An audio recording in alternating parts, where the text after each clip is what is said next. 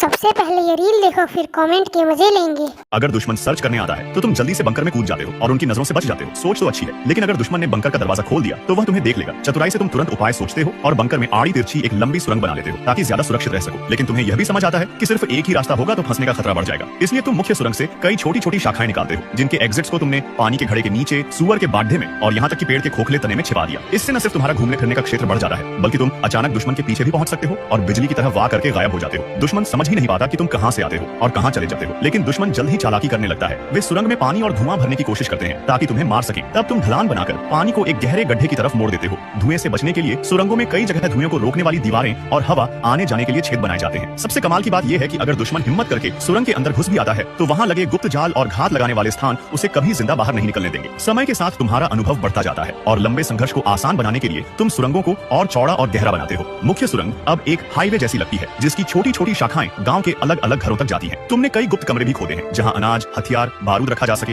एक रसोई घर, आराम करने की जगह, अस्पताल जैसा कमरा और निगरानी के लिए खिड़कियां भी बनाई गई हैं। यानी अब यह सिर्फ सैनिकों के लिए हमला करने की जगह नहीं रही, बल्कि गांव वालों के लिए भी सुरक्षित स्थान बन गई है, जहां वे दुश्मन की तलाश और बमबारी से बच सकते हैं। बधाई हो, तुमने द टनल वॉरफेयर का आविष्कार कर लिया।